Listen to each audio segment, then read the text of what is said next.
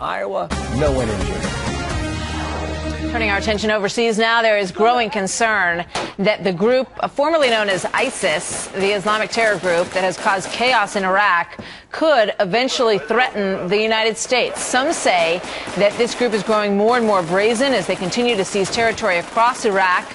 And right now, Iraqi officials are working to confirm the authenticity of this newly released video that came out over the weekend that reportedly shows the leader of this group, Abu Bakr al-Baghdadi, delivering a sermon at a mosque in Mosul that is a very significant religious center, this mosque. Now, the Senator, John Barrasso, spoke about this group's growing strength on Fox News Sunday. Here's what he said. You must feel safe in that large area that they have taken control of, which shows you that when the United States leaves a vacuum, others will go in, others will fill it. Bad actors will show up, and we're seeing that right now.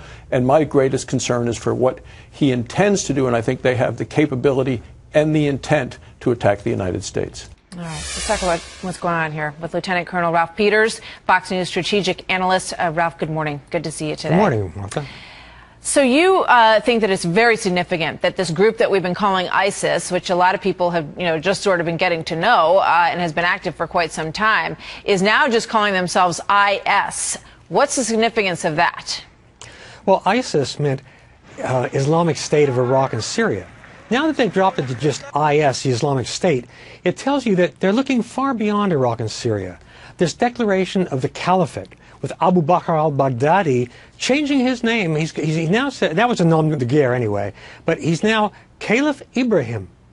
And the caliphate is about a universal kingdom, if you will, of believers.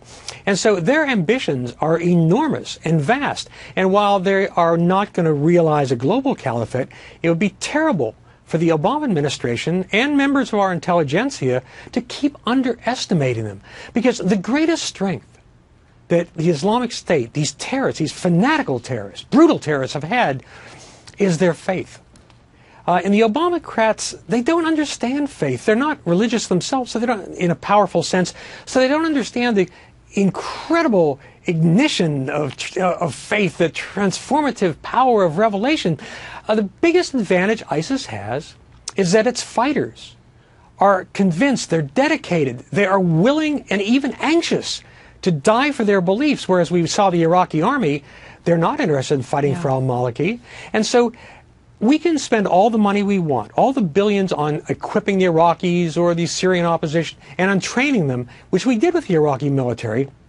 But at the end of the day, morale is vastly more important than tanks. Conviction is vastly more important than even, the superficial military discipline.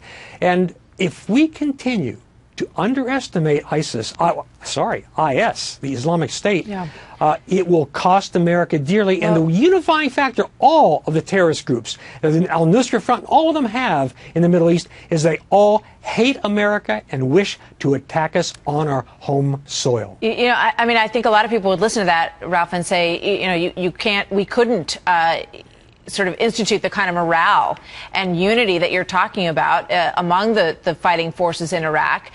But when you look at President Obama's record in Syria, he set the red line and then he backed down, and then he was asked to back the moderate rebels at a moment where they might have actually been able to overthrow Assad and not allow the growth of this group, which supplanted them. Is it too late, I guess, is what I'm getting at here. It's not too late to affect the course of events, but it is much too late to rescue this false Iraqi government. Iraq is broken apart. It will never be put back together. And the administration, instead of concentrating on trying to put Humpty Dumpty back together again, should concentrate on killing America's enemies. And Martha, you hear all these pop phrases like, oh, we can't play whack-a-mole. Well, you know what? When you're fighting Islamist fanatics, or fanatics in general, whack-a-mole is sometimes the only alternative you have. You kill them before they kill you. And isn't that what we did with the drone strikes? I mean, when they were concerned that there were, groups in Yemen, they went after them with drone strikes. And this group has not been subjected to that treatment.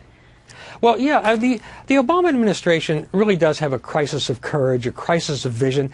And something I should make clear, it may dismay some Fox viewers, is I'm not a Republican, and I actually support some of this administration's domestic programs. But when it comes to foreign policy, and America's security. This administration is so disastrous.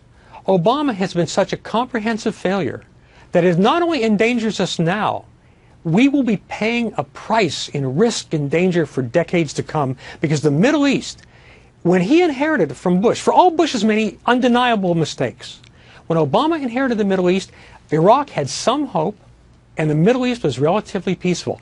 Look at it now. But we still hear the Obama supporters blaming George Bush. They would blame George Bush for the crucifixion, the Black Death, and the Holocaust. All right, Ralph, thank you. We're going to leave it there. Good to see you.